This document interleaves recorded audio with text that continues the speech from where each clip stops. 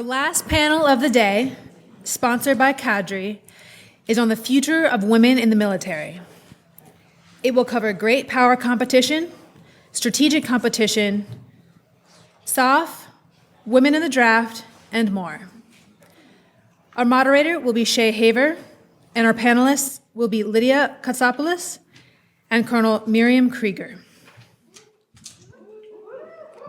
Thank you, Carlin. All right, we realize that we're after lunch for the last panel of the day, so we hope to keep this lively for you and talk about something that is probably all near and dear to our hearts, but a big reason of why we're here today to have a conversation of, yes, the combat exclusionary clause has been lifted. Yes, women can be in all, or have the ability to be in all different jobs, MOSs, and every military service component.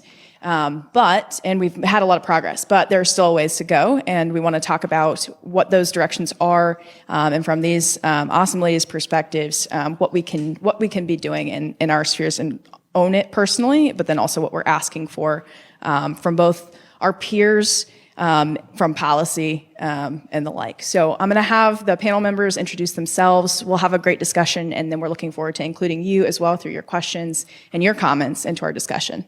Lydia? It's a pleasure to be here, and I think it's so wonderful we get to speak on the last panel because we have everything that's happened before us that we can weave in. My name is Lydia. I work with the Joint Special Operations University. My primary task is looking at emerging technologies and the changing character of warfare, and I'll be speaking on that and women. Hi, everyone. My name is Miriam Krieger. I teach at the Air Force Academy. I'm the head of the Department of Political Science. And I was lucky enough to be part of the process that actually opened all MOSs and AFSCs to women in 2016. And so this is a topic I've been working ever since. All right, ma'am. So thank you very much for saying that. And to kick us off, I'd like to talk about where we have been. So how that started, what came out of that initial process, and maybe what we were missing. Right. So I made the mistake of talking with Shay ahead of time and admitting that I actually, in the first part of this forum, I've loved this panel. The panels have been fantastic. But it highlighted to me an error we made in the 2016 process. And I will say I had an opportunity, I was working for the chairman of the Joint Chiefs, General Dunford, and as he approached this topic, he established a number of first principles for the integration of women across all combat MOSs, and things like we aren't going to injure women, we're not going to hurt women, things like we're not going to hurt the mission. And in my mind, I looked back at the integration of combat cockpits. So I come from the F-16 community. I was one of the probably last sort of first females in my fighter squadron because I went to a reserve unit, and so I had a particularly interesting experience and a particularly poignant experience integrating as the first woman in the squadron that led me to understand that we had made some errors in the 1990s when we first opened combat cockpits to women. Essentially, what the policy was is we opened the door and said, "Good luck, girls." And that was it, right? And so those women that passed through that door as those first women face discrimination, they face harassment, they face assault, they face low retention and promotion rates, and all of the things that we couldn't have if we were going to open MOSs across the military to women.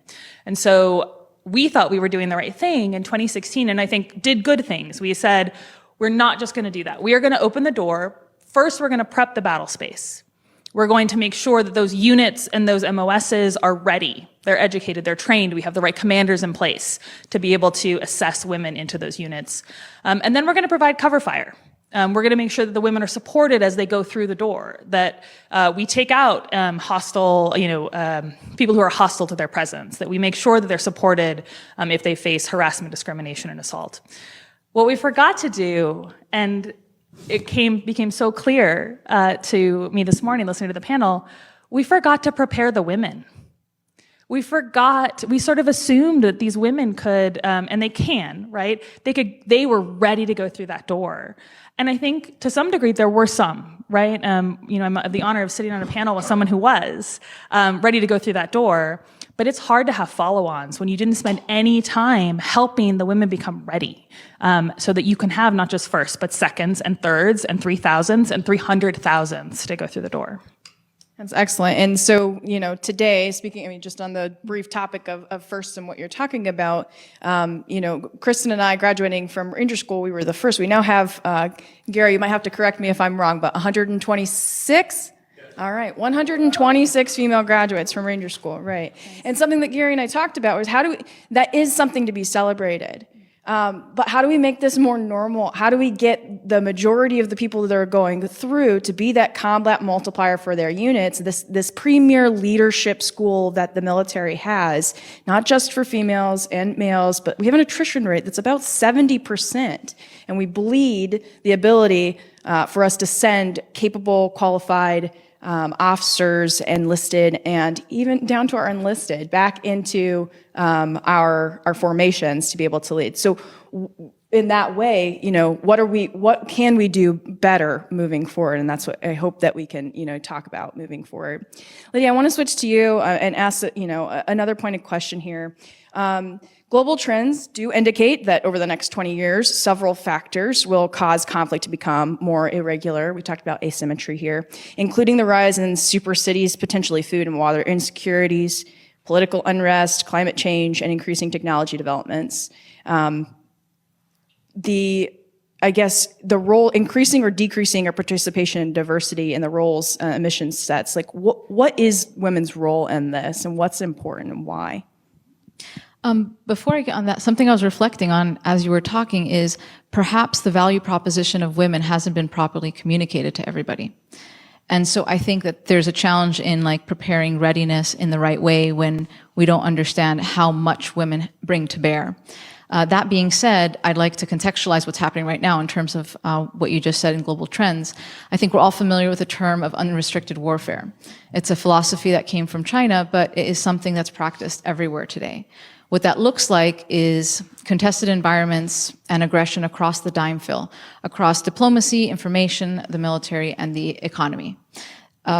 Ultimately, when I was at SOCOM at J5, we analyzed all of the NDSs, all of our strategy papers, and all of them had something in common regardless of whether it was a Republican president or a Democrat president. And it was all about economic prosperity, freedom of American people, and having good relations with others around the world. So today, when we look at our environment around the world, what we're seeing technology creating asymmetric advantages around the world, whether it's digital authoritarianism or whether it is more in line with our values.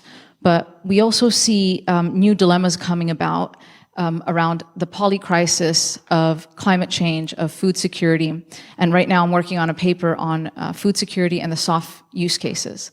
Women have a huge role to play in all of this. So firstly, and is it okay if I talk mostly about the soft perspective?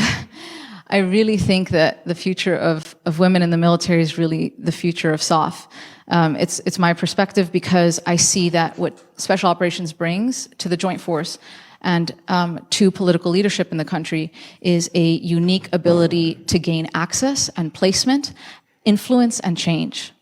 And today, that kind of access and placement and influence and change is directly correlated to the Fourth Industrial Revolution, which is all about technology. Big tanks won't have the same effect as a cyber operation, as using space and drones. And good news, now 45% of STEM graduates in the US are women. That means that we have a pipeline of educated women who are ready to take on these challenges. Furthermore, I do think that the asymmetry aspect requires an asymmetric mindset. And because women have been raised in an environment that was built predominantly by men for men, they are the underdog and have to have had an asymmetric mindset to be able to succeed and achieve. And this is a default mindset of women. And so I think that that kind of grown-up, built-in mindset is not just a diversity speak, it's an actual value proposition. And I will say now that we are socially a little bit more educated on the challenges around structural racism and discrimination, I would say that the women of color have a huge role to play in special operations. And I think, so Shay, at the beginning you said, women are not a nice to have, a must have. I would add to that and say women of color are a must need for our national security. So I'll just pause there. Yeah, no, I think that's a wonderful point to bring up is the value proposition. And something else that you bring uniquely to the table is your multicultural, multidimensional aspect. Can you speak a little bit to what you have seen that maybe the U.S. and our team can take from some of the experiences and the learnings that you've had in this area, maybe that you've seen in other countries and other So our power isn't us alone.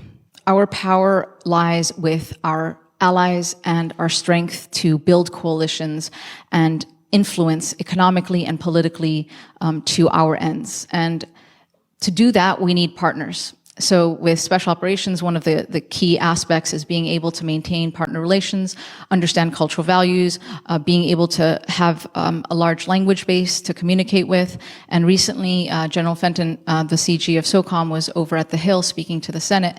And he said that basically we fight by, with, and through partners. And women have a huge role to play in civil affairs, which they already do. But I would argue that we can go further than that. And foreign internal defense, which is a core activity of special operations. I think women have a huge role to play in foreign internal defense. And as I travel around the world, I see that women are gaining more and more prominence in different regions, particularly in political power. So I've seen that in India, I've seen that in Saudi, I've seen that in the UAE, for example. And so I think that this is another layer where women can help further our relationships and build in the military diplomatic aspect. Yeah. Ma'am, I'd ask for you to kind of expand on that, I think from the political sphere on that side and what women specifically can be doing to help build these partnerships in that way, maybe not just through SOF, but through our other avenues, whatever those might be. Yeah, I think, when we look at future conflict, it's completely unpredictable, of course, but let's make a few assumptions here that it will be likely great power competition oriented, and that it will be extraordinarily complex. The conflicts of the past were predominantly complicated, right? A series of steps that are executed in order to achieve an outcome. But our future conflict space, as we look at great power competition, involves AI, it involves human-machine teaming, it involves space and cyber, it involves probably fewer of the major weapon systems that we're accustomed to today, the F-16, the tank, et cetera, and more of things like swarms and drones and AI-enabled UGVs and that type of thing. That intersects with the fact that these conflicts are going to occur, as usual, in the human element, in the human space, in super cities, in places where there's resource scarcity, in places where, let's be candid, 51% of the population is women. And so our ability to tackle these complex problems specifically, right, and I agree completely with Lydia that women have a unique insight to this because they're used to being considered the niche perspective and everything else is the default male, right? The one size fits all is almost always one size fits men.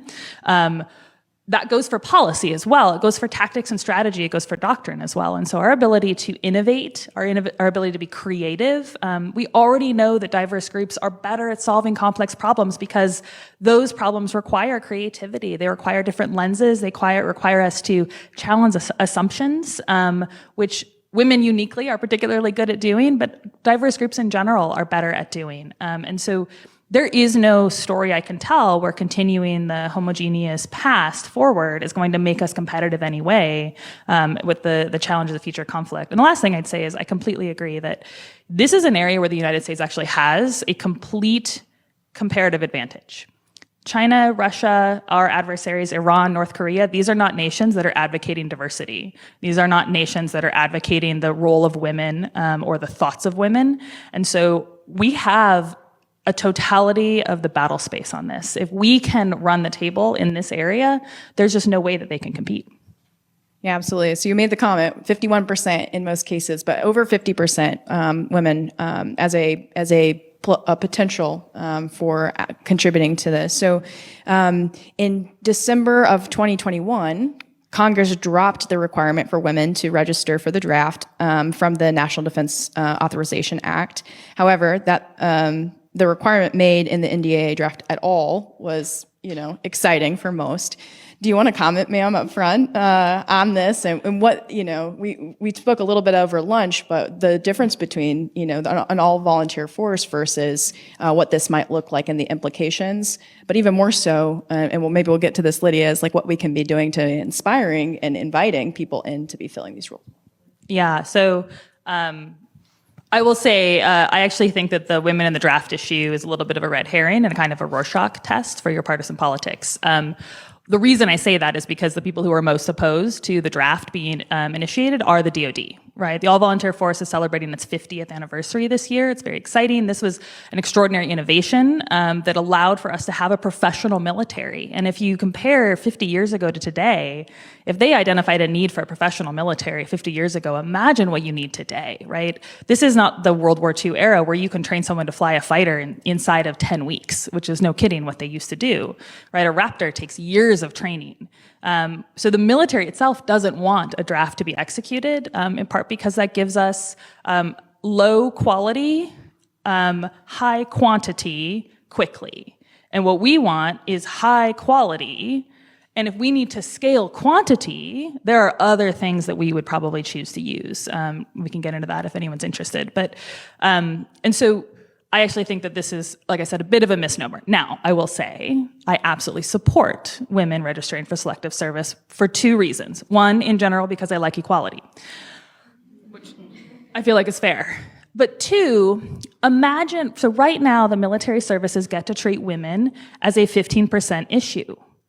Imagine if they had to treat women and women's issues, medical issues, gear issues, all the things we've talked about today, as a no kidding, this is part of the force, right? 50% of your force, draftees, may be female. And I'd be curious to see what changes in the military if that is baked in. Yeah, I like that. Do you have any further comments on that, Lydia? Okay. In my head, I'm thinking, communicate the value proposition. So in this case, this morning we heard from Stacey Sims, who talked about how women are less fatigable. And what does that mean for missions? What does that mean for certain types of missions?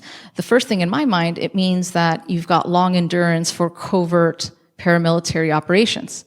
When you start to see, and this is a new trend in talking about the soldier as a weapon system, then when you start to see that and you say, well, hey, I can have longer endurance in covert sensitive activities, et cetera, missions, then it's like, yeah, well, who can biologically provide that more reliably? Well, according to Stacey Sims in biology, women.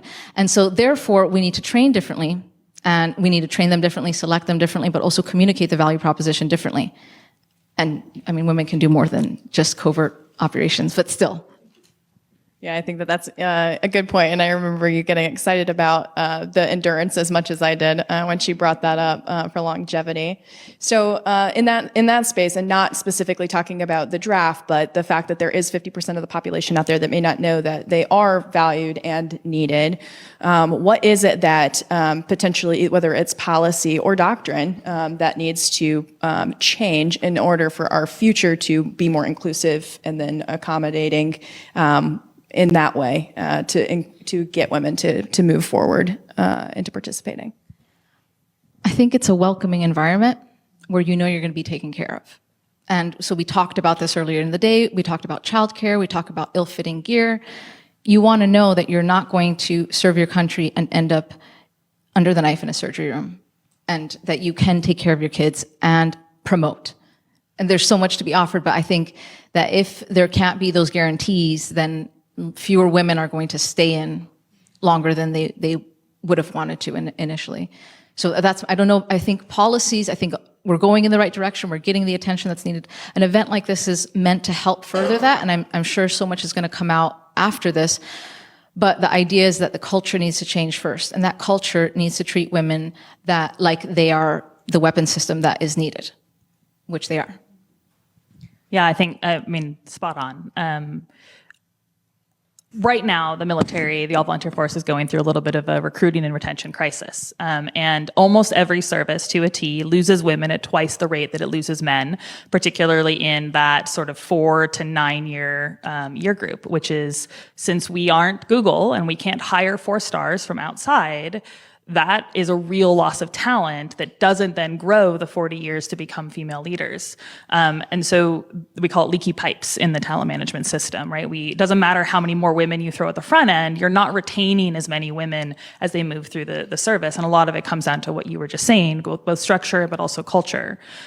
So I think one, recruiting is important, absolutely. We need to be thinking about going after these target demographics.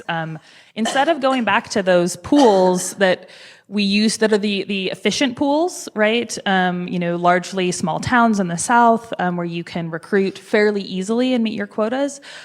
We have developed a military now that is designed to be welcoming of different races and backgrounds, religions, and of course gender and sexuality. But we aren't making the effort to go after them and demonstrate the value proposition in reverse that we would provide, the military would provide to them. And so I think that's step one. But the second step is that fixing some of these elements about kit and gear and culture and policy that allows women to not just survive but thrive, not just retain but promote.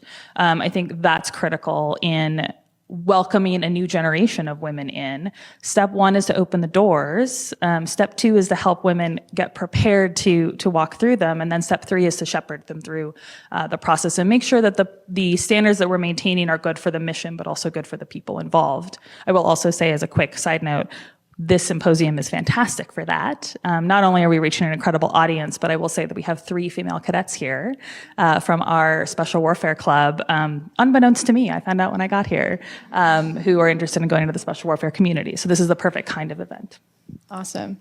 Well, we're glad that, like we said, that the purpose of this was to get the right people in the room. A lot of it does have to do with having the boots on the ground, the people who are experiencing it, as well as academia and industry, so that they can kind of meet and see the need firsthand. But then also the leaders that are struggling to find the answers of how to implement what it is that women are asking for, and the policy makers that need the information in order to put those things into action. So all day we've been hearing about specifics of what we're asking for to be changed. But I wonder if either of you would like to speak to potentially the point about policy, or what is going well with policy right now, and what we need to be doing differently so that the changes that don't just benefit women, but also are all military, personnel, can get, moved forward, and we don't stay stuck where we're at. I think we need to redefine how we want to build, maintain, sustain a military in the 21st century. So this is not about women, this is about the entire military, and particularly how we want to train, because the effects we want to generate today that are advantageous in theater are different than they were in World War II. And that means that when we select, we need to select a little bit differently than before. And that, I think, is kind of the controversial part, or the part that people have a lot of trouble trying to communicate, because we're in the middle of so much technological change, and this is not just the military, it's every single industry. But in terms of policy, I think that we need to start to redefine and say, hey, let's go back to how we select people, what we select them for, and walk me through all the way until the end, how does this generate an effect?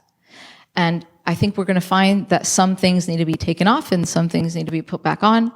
And so just to kind of talk about mass and campaigning, we can see that it's not necessarily human mass. We're starting to see human-machine teaming, where we see drones and swarms, and we see cyber and IO, and we see space starting to generate mass in a way that didn't exist before, because we didn't have all of the technologies we have today then. So I think that we need to start communicating that, because we'll find at the end that maybe we need to start drafting a policy around selecting people who can code, people who are going through entrepreneurial classes, and we may even find that maybe the Department of Education needs to take a role in this, and that we may need to start thinking about how we do our public school education a little bit differently. So I think policy needs to change around defining how we pick and train. So in my question earlier, I mentioned that I think that when we start being thoughtful about incorporation of women, it actually pays dividends for the total force. And a perfect example of that, candidly, was when we did the opening of all MOSs and AFSCs to women, all the services were asked to look at their physical requirements and to determine whether they were mission-based or if they were just essentially a haze, right? A litmus test to get you in the door. And one notable example, and those probably know, there was an 81 push-up requirement for one particular elite school. And there was a question of why 81? Like, what is the one extra getting you? I mean, really, round it down, guys. So what actually came out of that whole conversation was a broader discussion of a soldier as an athlete, which the Special Forces had already kind of gotten to, right? They were way ahead of Big Army, Big Marine on this. But when we started looking at the requirement of kit to fit and the requirement of physical fitness to be tailored to the requirements of the job and to be functional fitness, not just, beat you into the ground until you can't move anymore fitness, all of a sudden, soldiers became less cannon fodder and became more athletes. And so it yielded dividends for the total force. So that's an example, I think, where good things come from these conversations. I think an area where we are still really struggling with the diversity side of things and the recruitment of women and the incorporation of women is in our culture side of things. It's March. It's Women's History Month. That's how most people know March. In the Air Force, they know it as Mustache March. Which is, harkens to the days of, everyone thinks it's the Vietnam, that's technically when it originated, but it became more prominent in the 1980s as women took greater and greater roles in the military, and it was ported in from the fighter pilot community, and it's a morale event in which men grow mustaches. You can imagine there's a morale event that only men can participate in. It is quite literally a visible symbol to women that there is an old boys club, and no matter how hard they try, they can't join it. And the fact that it remains a morale event in the Air Force, I think, indicates to me that our culture has a long way to go to be able to understand the value proposition and incorporate it well. Well, I've been trying to grow a beard for 32 years in order to join Special Forces. It just hasn't happened yet. Yeah, me too. One more question, and then we'd love to hear from the audience. So please, start to get ready for your questions. But we talk about culture, and the culture point that I want to bring up here is that, and especially coming off of policy, is it whose responsibility really is it for this culture, change? All of us, right? We all have an ownership and a responsibility here, but all military, we pull from the demographic of our nation and what is it that our nation is giving us, and at certain point, whose responsibility is it for amplifying what service means and the responsibility for that. So ma'am, we talked a little bit about this over lunch, but I'd love for you to highlight the service aspect of what we talked about and how that does matter for the future of women in the military. Yeah, so I think, so this goes beyond kind of the DoD perspective a little bit, and into more of a civil military role and a societal role. Lydia talked about how any kind of conflict in the future is likely to be a whole of nation event, right? Unlimited warfare that has to span necessarily all the spectrums of the U.S. society. And we can expect, right? Great power competition, great power conflict in the future is going to affect everyone. Mom and dad are not going to be home going to the mall with no impact if we do have a war on the scale of World War II or something like that in the future. So how do we think about national service then? Is it just military service? And can we leverage the vast diversity of our population and our young people through some type of other type of service? How do we incorporate education? How do we incorporate humanitarian assistance? How do we incorporate diplomacy? And this idea, and again, this is, I borrowed this from, I'll cite to Dr. Peter Fever, got me thinking about this as a spot for national service, right? This idea that, 10, 15 years from now, imagine that all of young people are together at a cocktail party and they're all talking about how they spent their year of service, right? Oh, you did it in the Peace Corps, you did it in Teach for America, oh, you did it in the Marine Corps, that's neat, right? And it's just one type of service you could do.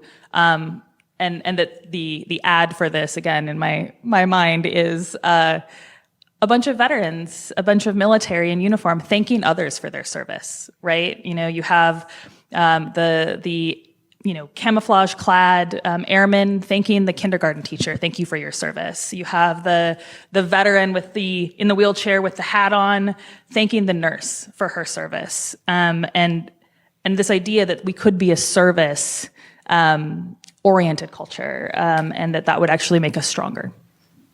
I agree. So we'll take that to Congress too. All right. We'd love to open it. Oh, well, Lydia, do you have any other comments on that? Anybody have anything else they'd like to share with the group before we go into questions? Keep talking about this. Everywhere you go, with everyone you can, just keep talking about it. Every chance I get, I try to talk about it. And if you can wear a pin that has it, or earrings, or necklace, men, you can wear earrings too. But that helps bring that conversation to the public domain. So that would be what I would. Yeah. And earlier when I left you, I gave a call to action. Like men can do this and women can do this, and we should be doing that for each other as well. We got our backs. Even the services, we got our backs. I heard our beat Army earlier. That wasn't nice. So We can all agree to sink Navy, though, right? all right. Well, we'd love to switch to questions now. So please.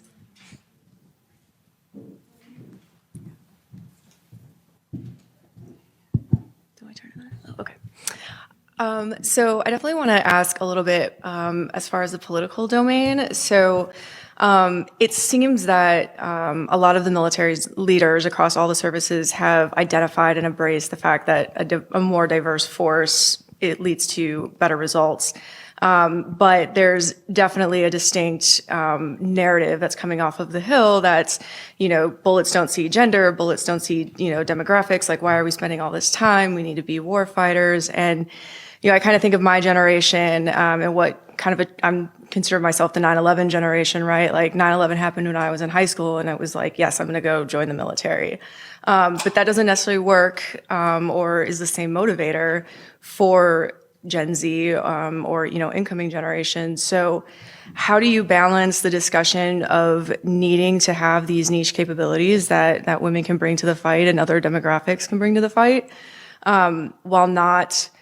while also balancing the conversation of like, this isn't being woke, or this isn't, making our military weaker, it's actually making us better. How do you have that conversation with military leaders, but then also Congress? I have a lot of thoughts. I'll try and be brief. So, the term woke, right, isn't helpful in general for a lot of reasons. Look, this is an area, at the end of the day, right, the DoD is going after talent. We talked about high quality, and we should be unapologetic about going after talent. The best qualified person for the job, the best, most interesting, most unique viewpoint, the better the lens that they can apply that challenges our thinking and our assumptions, the more we should want them. And that's not just because there's a dearth of qualified individuals right now in the Gen Z demographic that can serve, right, due to drug use and obesity and disease and that kind of things. We should want the best people. And so having arbitrary restrictions, it'd be sort of like imagining, Google or Microsoft saying we don't want women.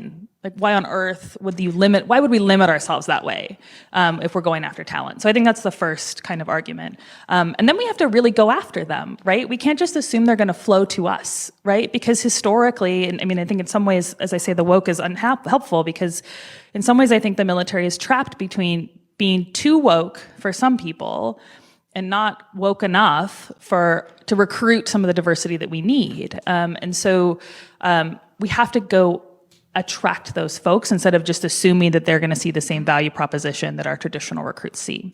The second thing I'd say on there, and this is on the politics issue, is we train our military to be nonpartisan. And that's appropriate and correct. And as a student of civil military relations, I 100% support that. The problem is we do that for 38 years, and then their last 2 years as general officers, we tell them, welcome to politics. And so necessarily they are resistant to the idea of taking up issues that have a partisan bent. And the problem is right now, and I say this with a great deal of sadness, there isn't anything that isn't partisan. We're at the point that cat videos on the internet are becoming partisan. A train crash was partisan, right? And so they're in this really difficult space where they rightly, by their remit of organize, train, and equip, need to make commentary and make statements and defend decisions like incorporating women in combat. but it feels uncomfortable because that is now a partisan issue.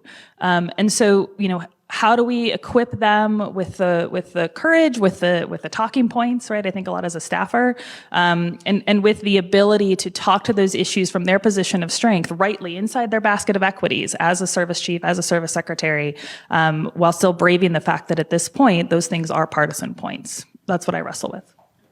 And one of the comments that I made when we were talking about this earlier was about having like the right people in the room too. So while as it might not be appropriate to have a lieutenant in any military, being the one to speak to Congress on those things, there is an experiential aspect that if we're not asking what the person on the ground is needing or what their experience has been with that situation, then the military leader who is advocating for making the decisions doesn't have the right information to be doing that well. So I just bring that perspective in, Lydia.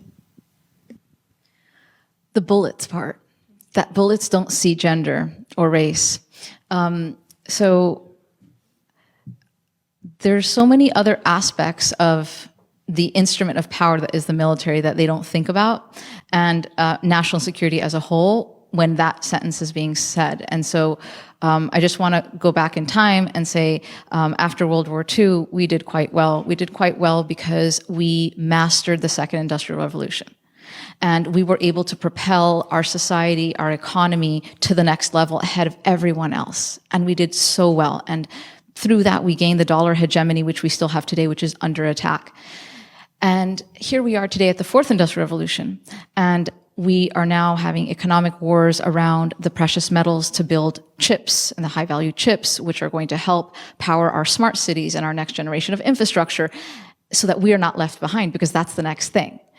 And bullets here are not part of all of that equation. They're definitely a part of some of it, but we need women's brains more than we need their bodies. Their bodies are gravy on top, but we need their brains to help mitigate all of these consequences of these kinds of things that are happening.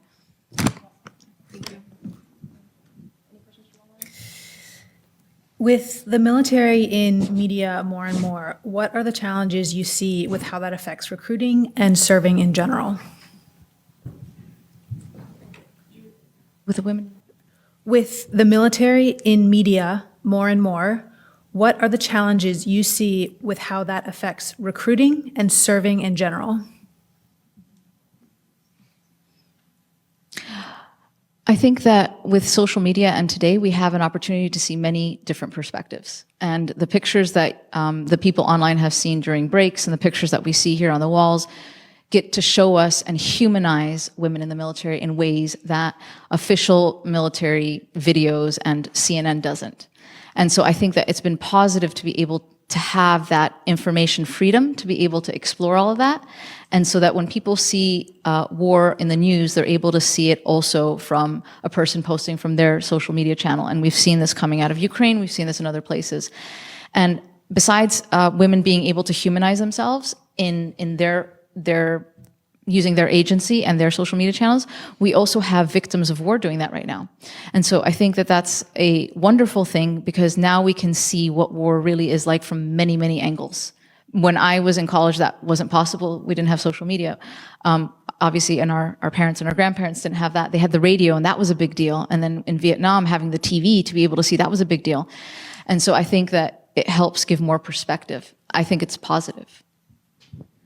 I think I'd like to see two things. One, I'd like to see the DoD take on more fact-based campaigns and use some of the statistics that we know are out there. For example, when you involve women in conflict, post-conflict processes, it quintuples the probability you'll get a durable, lasting peace.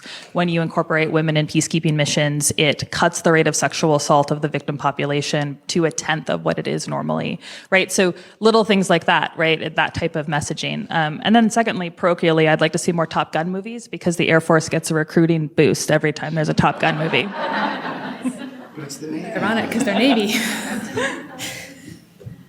Any other questions from the room? Yeah. Yes. Hi, I'm Allie. I'm one of the cadets from the Air Force Academy. I kind of wanted to share with you our journey getting here, because I think it reflects the conversation really well. When I learned about this symposium, I was told initially that we had no funding to send any girls to the symposium, and I was like, I'm gonna come.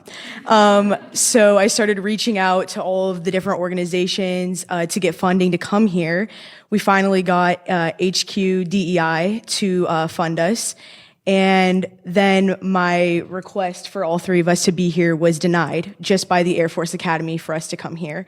And the question on the request from them back to me was, why do we need to put money into this? Do we need representation there? And for me, that was really upsetting because I had done a ton of work to get my own funding to come here. And my question to you is, although us three aren't taking anything concrete out of today, I don't know if they were expecting us to give them something physical, what exactly they were expecting from that. But how can we take what we've learned here today in this awesome conversation back to our community? And I guess not just even the special warfare girls or our fellow girlfriends in general, but everyone, including those that are in charge of us that are supposed to, support our dreams and visions that kind of fail to do so. Well, first of all, thank you for making that effort because unfortunately, fortunately, you're surrounded by a group of women that you won't these sea of faces in here that are the firsts and the onlys, and they're the ones that are doing this every single day just like you, and we're making a difference every single day just like you. So continue to do that. The network and the information that you're getting today is absolutely available to you, and the community is available to you beyond this, and you can point people in that direction as well. I would say that some of the talking points, like what Colonel Kruger just said about the influence of women in these spheres, the facts are the facts. Women are a certain population of our United States and across the world. And this, those numbers, those things can speak for themselves. I have been in a position where I shy away from the light. So, I mean, this is not my favorite. Sitting in the center right now, standing on that stage, not my favorite. Every day I get to interact with people though, and I get to share with them my character. When they ask why I'm doing what I'm doing, I get to tell them it's for the same reasons as them. I'm working just as hard, if not harder, to just do what they are doing because I am patriotic, because I believe in this job, because I want to push myself and see how far I can go. You doing that in your sphere, everywhere that you go, that's making the difference. So how are you communicating that to your officers and leaders and the people back there? You're continuing to push the envelope. And because the change is coming, regardless of whether they want it or not. A lot of times it is about understanding what the need is. Today, you've heard a lot about why there's a need and what the need is. You can share that from your perspective at your school as well. So that's, from my perspective, you're not doing the bad bucking the system, you're doing the right bucking the system to be able to open that up, because there will be other people in other spheres who will want to do things like this, and they'll carry more water back as well. So thank you for what you're doing, and I know these ladies will have more to add. Yeah. Hard to beat that. Maybe as a quick bluff, you can go back and say that you've learned that that you should be expecting algorithmic warfare, and that you understand that it's going to be a different type of campaigning than before. It's going to leverage algorithms and space and cyber, and that you also learned about your body, and that you can come to them and say, I know what I need to do for my body now, and I know how I need to start preparing and what I need to do research for my classes now. Yeah, I think, so for me, the first panel is probably the thing I would love for you to take back. And this idea that, we can optimize our training for women based on biology in a way that, I know our school is not thinking about. My instinct, of course, is to tell you, come to me and let me help next time. Will do. But honestly, that's the wrong answer, right? This should not have been this much of a battle. You should not have received the pushback. And though right now it may be reliant on the me's and the you's and this room to break down some of these barriers or help you over some of these hurdles, at the end of the day, it's the institution shouldn't have put them there in the first place. And we can't continue to rely on the one-off person who happens to be in a position of power or who knew that this thing was happening to be able to make these connections that happen. I think that's incumbent on all of us and on our institutions. Include less fatigable. Less fatigable. Thank you. Any online, Carlin? Yes. Another question from the UK. Has the Ukraine war informed any female-specific issues in combat between two near-peer states? Only men between 18 and 50 had to stay behind and fight. I don't know specifically about that, but I do know that the Ukraine war has taught us several things about how war is changing. One, that the standoff distances are larger and larger, that all domains are contested all the time, and this is something that General Dunford said a long time ago, that there's no more phases of war, we're at war all the time. But what we physically see on the ground in a ground combat in Ukraine is that the standoff distance is huge, and they're using drones as a beaconing system, as a means to scout, and then leverage ground forces from afar. And the same thing with air and sea. And airborne, you can't do that the way you used to before. So this is a whole new paradigm of thinking about how you're going to engage in ground combat. So I'll admit this is not my own opinion. This is an article that I forced my class to read. One of the things that we notice in the Ukraine conflict in particular is that Russia is still fighting with a 1950s military style, right, mentality, all male, mostly white, largely incompatible with any kind of innovation, any kind of creativity, any kind of challenge to the military rank structure. No good senior NCO corps, right? We think about the value of our senior NCOs to our military. They are absolutely invaluable. And so they're doing combined arms terribly, and they're adapting slowly and painfully and at high cost on the battlefield. In contrast, Ukraine, despite the fact that they only required men of fighting age to stay in the country, and women and children were allowed to flee, their military, is about as woke as you can get, right? I mean, they don't care what background you're from. They have a wide variety of ethnicities and backgrounds and religions, and certainly the multiplicity of gender across their force, and they're kicking Russia's butt. Let's be candid. And so for me, this sort of puts a lie to the idea that, wokeness is bad. I think that the more diverse perspectives breed innovation, they breed creativity, and they are allowing Ukraine, with a whole lot of help, let's be clear, right, to really punch above its weight. All right. Hi, everybody. It's interesting to note there's not a lot of men here. And I wanted to ask what your thoughts were on what role men should play and moving forward in this argument, if any, or whatever. And it's one thing for me to think about what I think, but it's interesting to think about what it is from your perspective on what's the role that men should play as we move forward in changing the shape of war and combat and how women are going to participate in it.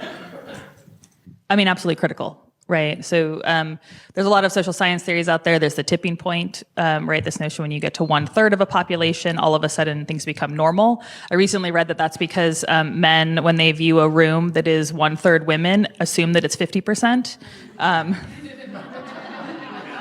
So maybe that's why it works. Maybe that's why it works. But let's think about that for a second. If you expect to, in the special forces community, maybe only get to 10 or 15% women, that means to reach a tipping point, you need 15% of men on board, right? And so the allyship there now becomes really important. I also think, this is an area where I challenge my cadets to think about what a feminist or a egalitarian looks like. I had the pleasure of working with a nearly 7-foot-tall Marine Lieutenant Colonel, infantry in the Pentagon, who was told to grow hair because he was scaring everyone. And he came in one day, so he grew the typical, horseshoe, high and tight. I will tell you, female Air Force fighter pilot and Marine infantry lieutenant colonel are the two polar opposites in terms of culture in the military. And so we actually got along surprisingly well. You'd think we'd be oil and water. But one of the reasons is one day, and everyone knows if they work in the Pentagon that you don't wear a uniform into work. He came in his t-shirt and jeans, and the t-shirt read, "This is what a feminist looks like."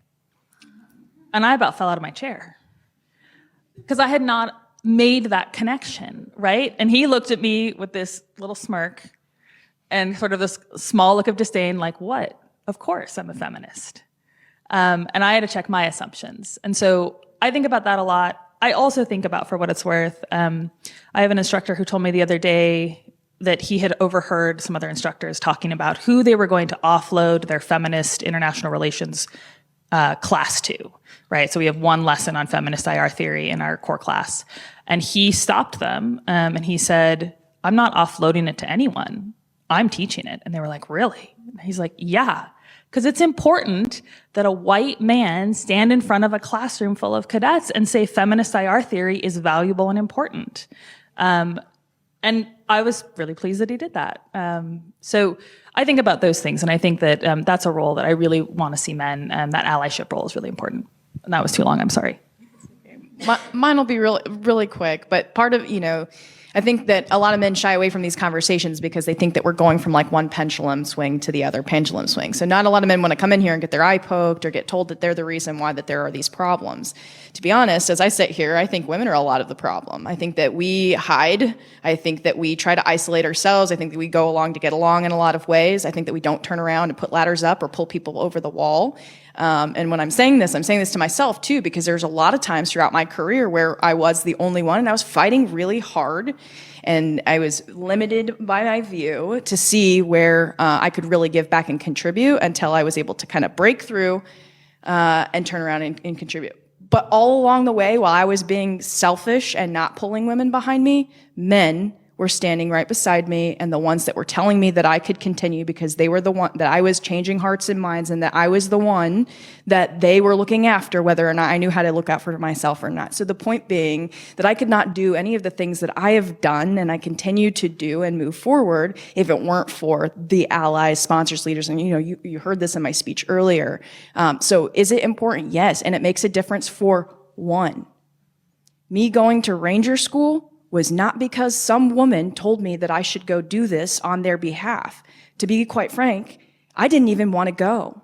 I had a battalion commander who told me in the middle of gunnery, because I was an Apache pilot, that this was something that I should consider, and the DCG at the time, who's now our Vice Chief of Staff of the Army, that if I was qualified by our standard at Fort Carson at the time, then he was sending me, and I had no choice.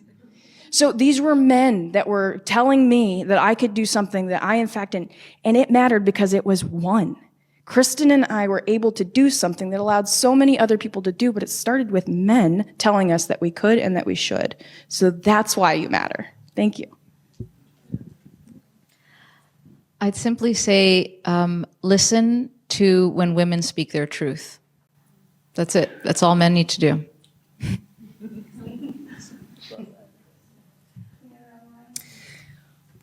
What is one thing you would solve or mitigate for female service members that would enable them to better protect our country for each panel member? To solve or mitigate a problem.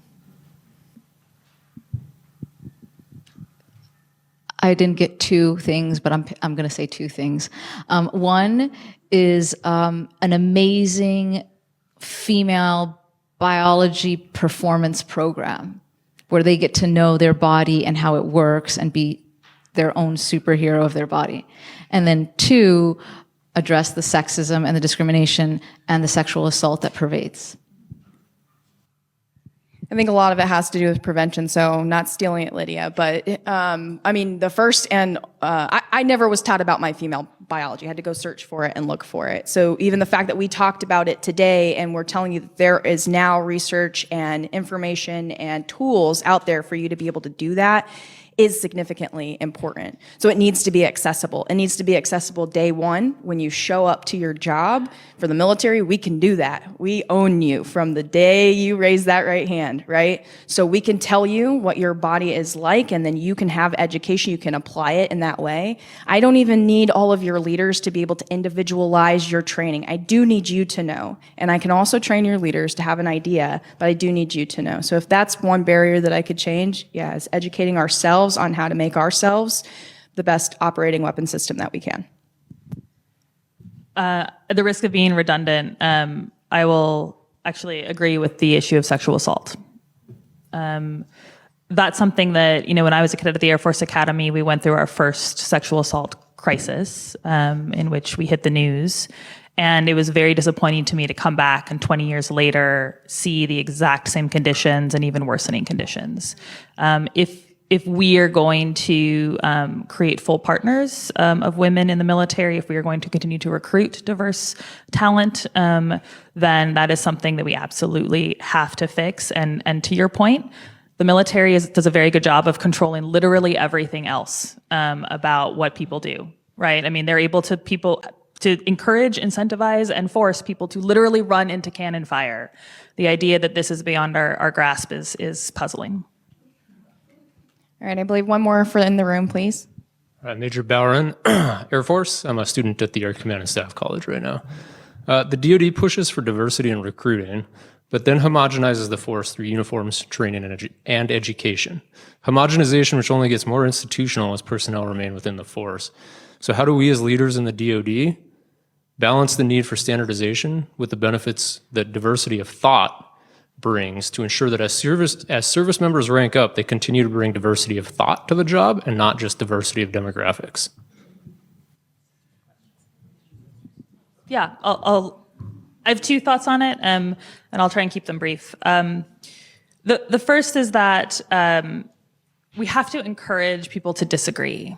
The Air Force for a long time had a wingman system. If you might imagine, the standard wingman was told to essentially shut up and color, right? Your opinion is uninteresting to me. It is unimportant. Your job is to simply do whatever I tell you to do.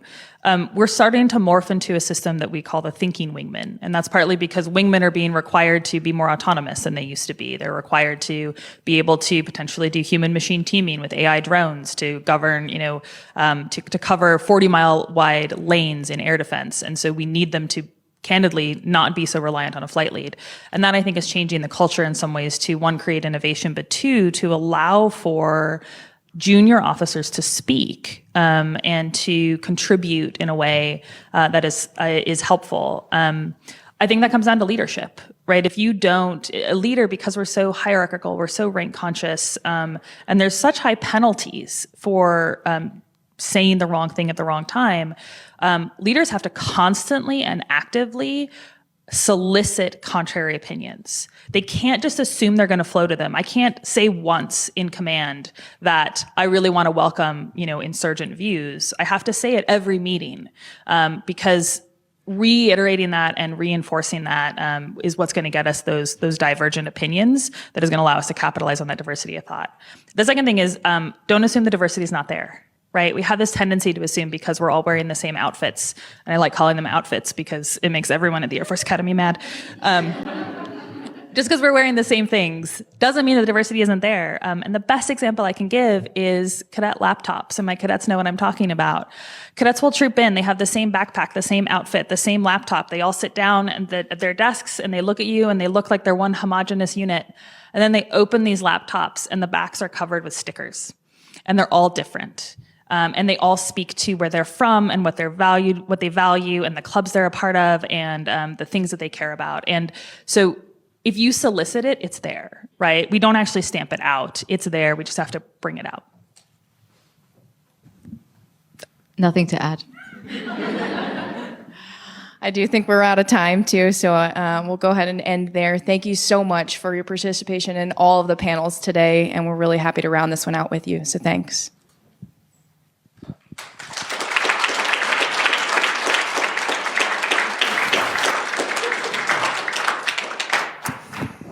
Thank you so much. And I would like to now invite back to the stage Meg Tucker.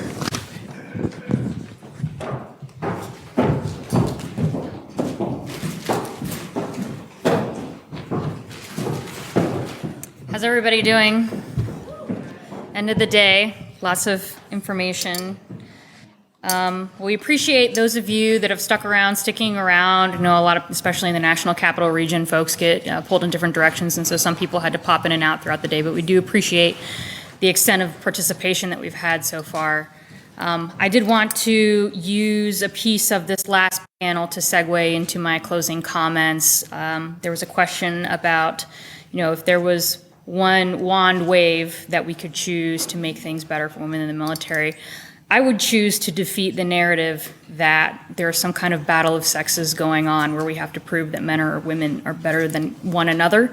or to use some kind of argument that men or women could be better than one another even has a place in the conversation about national security. I would like to replace that narrative with the narrative that the weapon system is the most important thing, and every man and woman that wears a uniform is a weapon system. And if we invest in that weapon system and maintain that weapon system, we get to keep it longer, it works better for longer, and everyone's happy. All right, so a couple closing comments. This event is the culmination of a year of effort, and mind you, I'll point out that those of us that plan this event have never done this before.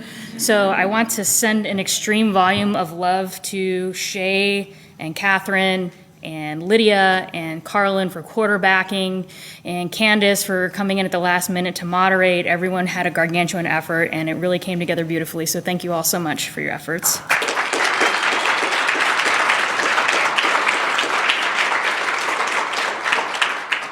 I would also like to once again thank our incredibly generous presenting sponsor, Mystery Ranch. Without your contribution and your help, we couldn't have pulled this off, and we're really excited to make this an annual event, and we look forward to your continued support. Thank you again so much.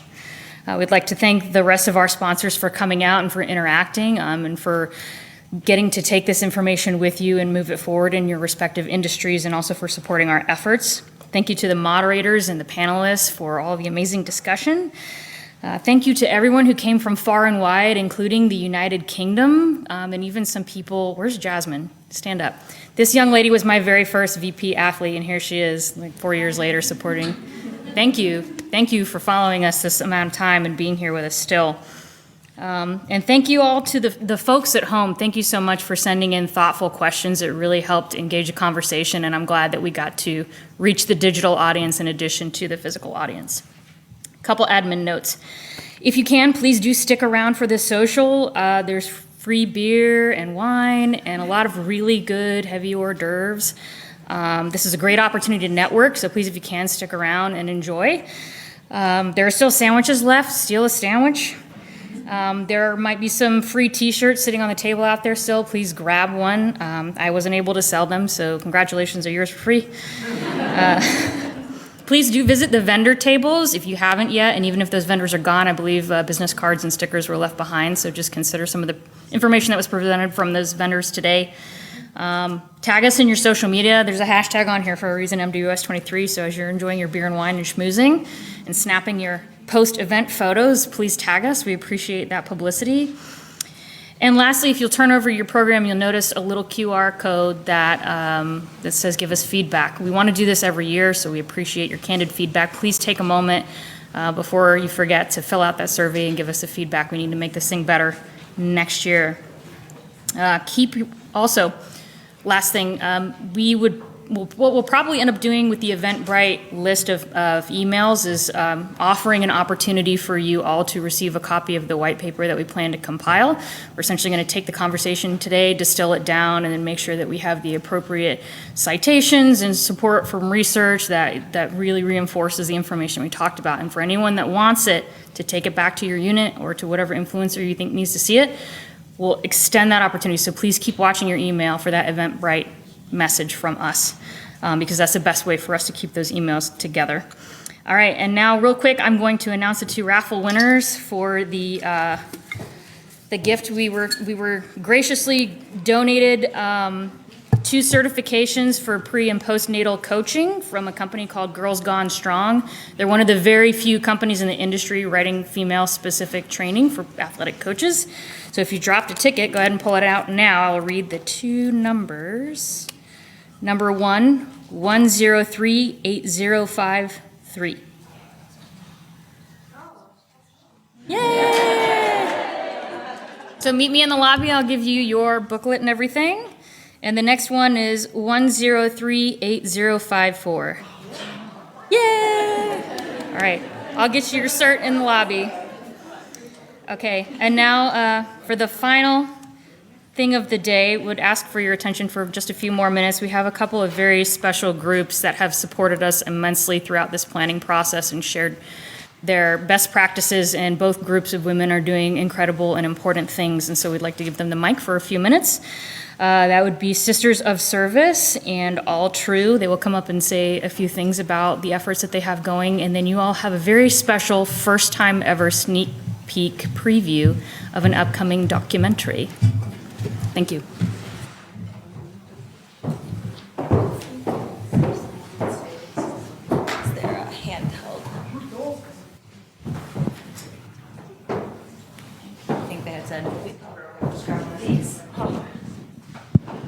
Okay, I know we are standing between you and the reception, so we will make this very quick and brief. As I look out here today, I see so many familiar faces, but also so many new faces, and I realize what an ecosystem of organizations this community is. And so just wanted to take a couple minutes at the end of this to introduce you to 3 other organizations that are having an impact within this community, and introduce you to a few key folks who are going to talk about those. And then as was mentioned, we will give you a sneak peek of the trailer for the documentary that Shalane's gonna introduce. So myself, I'm Emma Lehner. I am the president of All True on paper, but really the real visionary behind All True is Major Jessica Yon. She's currently forward deployed right now, so here I am. I am like Shay. I do not like being in this light, but I will do it because she's forward deployed. So, yeah, thanks.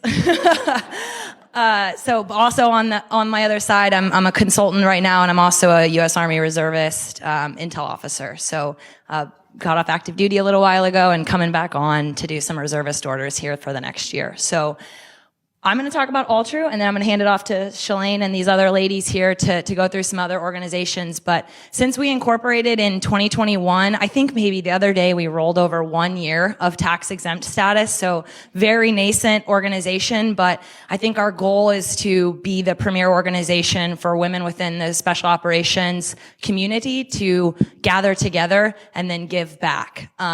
I think for myself, over the last 6 years of my active duty time in the special operations community, there was many women who came to me and said, hey, how can we get involved? Where can we volunteer? What can we do? How do we lay our ladder behind us and help others and pull them up over the wall? And I think what that created with Jess was this idea to create this community to build resilience within ourselves, but then also give back. So we do that through a couple of lines of effort, for lack of better words. So we do All True Gather, All True Connect, and All True Engage. So just quickly on that, All True Gather is really bringing the community together. So events like this, we do an annual event called All True Gather. This year it's going to be in San Diego, California on Columbus Day weekend, 6-7 October. And that's going to be in honor of the 10-year anniversary of one of the teammates, Captain Jennifer Moreno, who was killed in action in Afghanistan. And so we'll be honoring her and celebrating together and moving forward on our initiatives out in San Diego. So everyone save your date on your calendar for that.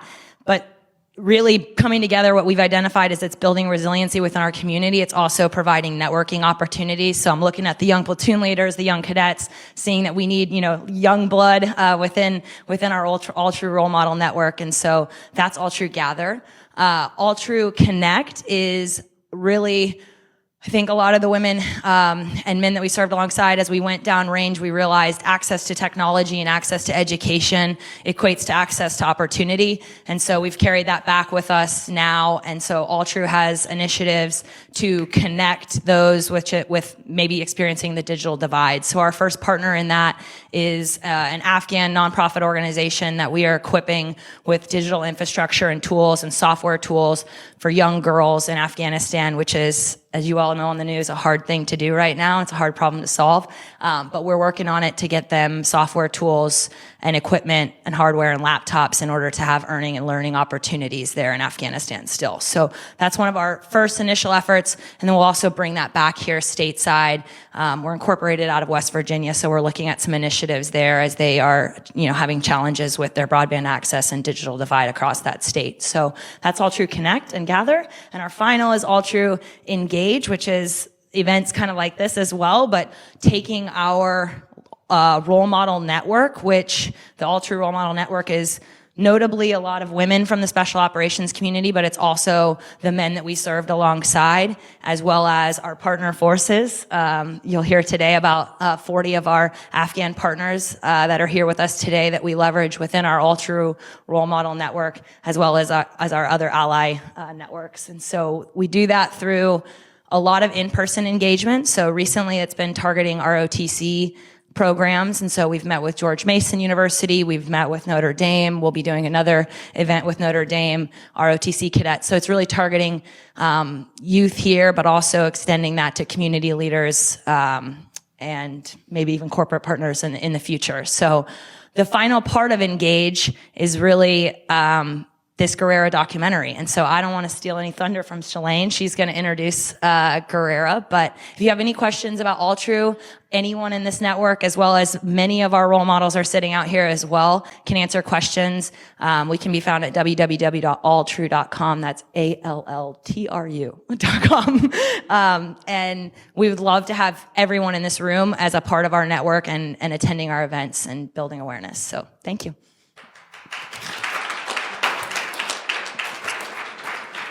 Thanks, Emma. Hi, everyone. I'm honored to be able to introduce a sneak peek trailer of the Guerrera documentary. The filmmakers couldn't be here, so I have the luxury of doing this. So my name is Shalane Etchison. I'm a former Army major, and I was part of the first cohort of cultural support team members to be selected in 2011, and I served with Tier 1 units and 75th Ranger Regiment. So the birth of this documentary has been about 3 years in the making. Jessica Yan, who was also the founder of All True and a fellow cultural support team member, reached out to the director and creator of this film, Will Agee, and his co-cinematographer, Maria Caruso, about doing kind of a short story on the cultural support teams. Now, 3 years later, that has morphed into a couple different evolutions because, frankly, the cultural support team story is just one snippet of a larger story that really ought to be told. So that morphed into an evolution of what is sort of the modern military woman's story. And as we've seen today, that's opening up all roles to women, to the women that have come before us, like Colonel here, F-16 pilot. And so what is the story of women's capacity in our modern military? But then that even evolved larger, looking at what is the veteran of the last 2 decades and what are the folks that actually stood up to fight this global war on terrorism. So a short form documentary has now turned into a 3-part docu-series. And that docu-series is evolving from the past, that being the 9/11 generation who raised their hand, who volunteered to fight, the present, sort of the CST stories, the women who stood up, the women who went to Ranger School, the women who pushed this envelope, and then the future. Now that, for all intents and purposes, the global war on terrorism has come to a close, we've moved on to a different fight, sort of with near-peer threats. How is this veteran generation going to be used in the future and for good, whether that is to help broker or close the civil military divide, and how are we going to give back to our nation and abroad? And that's also embedded with a lot of the work that All True is doing as well. So without further ado, here is a special trailer that was made for this event. So please enjoy. Troops in contact, target compound. Combat, it's killing. That's what it is. And it's done in an environment that is often as difficult as you can possibly imagine. Extremes of climate, it's uncivilized, and women can't do it. The requirements for strength and endurance render them unable to do it. Doesn't work. I knew the moment I stepped in over there at Bragg, I was like, we are being watched and something bigger is shaking out, I guarantee it. You're looking at each other. Is she as tough as I am? It was a bunch of female alphas. You're doing this for every other woman that's going to come after you. Any argument that a man's going to have about why women shouldn't be allowed to be here, don't contribute one iota. I thought, war? What are you doing here? It was a man's club. Like, that is the lion's den that we just walked into. For 8 years of the war, we didn't see the other half of a target book. You bring a white man in a very intimidating US uniform, a lot of women will feel uncomfortable. We're gonna go into that darkness and just be like, you need this done? Okay, let's go. This is not what I was expecting at all. Nobody cares if you're a man or a woman. You are defined by your actions purely. Having this one woman on target freed up probably 4 guys. I would have liked to have seen that play out a little bit.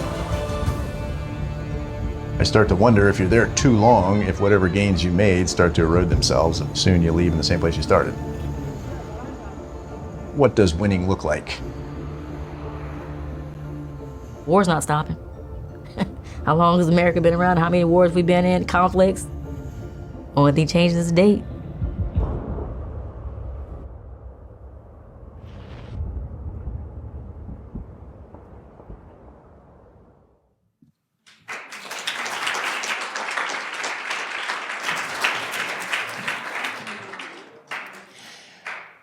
This docuseries is going to have a release date of this summer, and it'll be on a major streaming platform. I'm not at liberty to say yet. So I encourage everyone to please follow at Guerrera Documentary on Instagram. That's where updates will be upcoming its release, and also kind of behind the scenes of making this film. I also want to recognize that there are a handful of folks in the room who are part of this film. So Mary is one of them, and Manaz. And then we have a couple folks in the back. So if you can stand up. Thank you.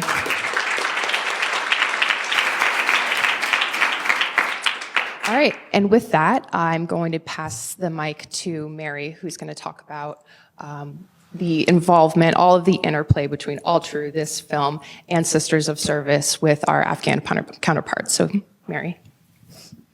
Hey, I'm Mary Kolars. I've got the honor of being an All True role model, part of Sisters of Service, and a Guerrera character, so kind of uniting the whole stage here. And I also had the distinct honor of running the cultural support team for 5 years over at JSOC, which was the honor of a lifetime for me, and especially big honor for me was being the lead advisor for the female tactical platoon. So Manaz Akbari here is the commander of the female tactical platoon. We worked together for 10 years? Yeah, about 10 years back and forth to Afghanistan, and they were the only successful female special operations unit in Afghanistan. So, like everyone probably here, we watched kind of in horror as we saw the announcement of the withdrawal, not making any political statements or anything, but just, you know, we all kind of saw the writing on the wall that, especially for our female partner force, that things in Afghanistan were probably going to get bad, but especially for our female partner force, things were going to get really bad. So for me to be able to watch as members of the cultural support team, and then also people from across the country just stood up and said, hey, you know, these are our sisters, what can we do to help? And seeing this network of women helping women, which is happening again in this room, and incredible to see, but we had this network of women from the 3-star level on down to lieutenants and privates and specialists just standing up and saying, hey, what can I do? How do we get them out? It was a crazy effort. I'm not going to go into it very much right now, but happy to answer any questions later. It was a crazy effort to get them out, but we were able to get about 40 members of the female tactical platoon here to the U.S., which was incredible. And as crazy as it was for us on our side, their experience trying to get into the airport and through the airport gates, which you can hear a little bit about on Guerrera, was just, I mean, wild. So Manaz is an absolute hero, along with her FTP counterparts, and she didn't want to stand up here with me because she knew I was going to say that. But really, like, you guys are got a living part of history right here with you. So I encourage you to come shake her hand and meet her later. Through this effort of getting everybody out, we were able, we had a couple CSTs stand up that wanted to, they said, like, it's great everyone's focused on what happens, like, on getting them out, which was a huge effort, but what are we going to do when they get here? So I'm going to pass the mic over to Ruthie to talk about Sisters of Service and what happened when they got here.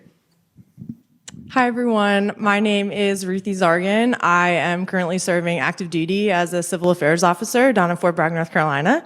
That is my full-time job, but on the side, I have now picked up a side job doing Sisters of Service. And like Mary said, when we were able to evacuate 40 of the FTPs to the States, that was the sprint. And I'm one of the co-founders. I have a dear friend of mine, Malia Carson, who's also an active duty civil affairs officer at Fort Bragg. We said, this is a marathon now. We need to know how to integrate these women into American culture. They're going to face numerous challenges, starting from language barriers to how they're going to get jobs, how they're going to be able to pay for rent, how they're going to be able to study education at the higher level one day, and really just thrive in a totally different culture and society. So we have 40 mentors that we one-on-one paired with each FTP, because mentorship, as you've probably heard throughout, it was a theme throughout this whole day, is so important.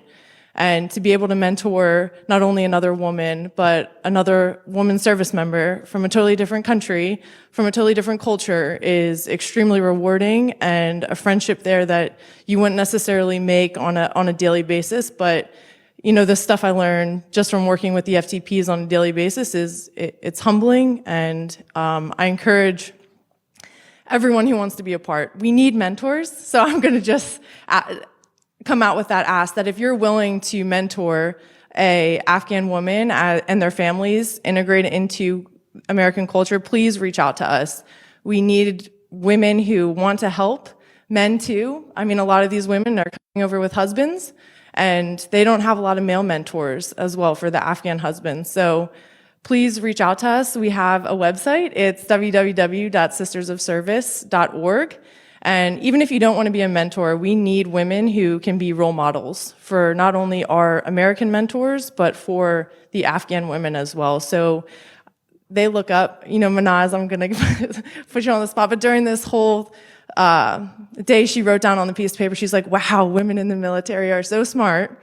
We need the FTPs to just get to know these women. So call to action once again, if you want to get involved, please reach out to me directly here, or I'll give you my phone number, or just check out our website and email us that way. But thank you so much to Shay and Meg for putting this event on and letting us have the opportunity to speak. So with that, I will turn it back over to you guys.